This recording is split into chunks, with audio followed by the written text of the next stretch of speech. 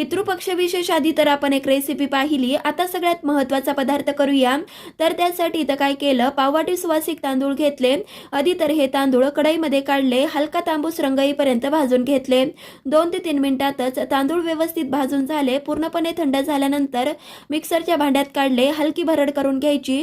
आता इथे 1 लिटर म्हशीचं दूध घेतलं, एक उकळी आणून घ्यायची. त्यामध्ये जी आपण तांदळाची भरड करून घेतली ती घालायची. लगोलग चांगलं मिक्स करून 5 ते 7 मिनिटं तांदळाची भरड दुधाबरोबर शिजवून घ्यायची. आता ह्यामध्ये अर्धा वाटी साखर घातली. साखर घातल्यानंतर पुन्हा चांगलं मिक्स केलं आणि 5 ते 7 मिनिटं शिजवून घेतलं. आता सगळ्यात शेवटी 2 चमचे काजू, 2 चमचे बदामाचे तुकडे, 3 चमचे चारोळे आणि पाव चमचा वेलची पूड घातली. व्यवस्थित मिक्स केलं की मस्त अशी पारंपरिक दाटसर सुमधुर तांदळाची खीर आपली तयार झाली. त्यामुळे तुम्ही सुद्धा घरी करून पहा.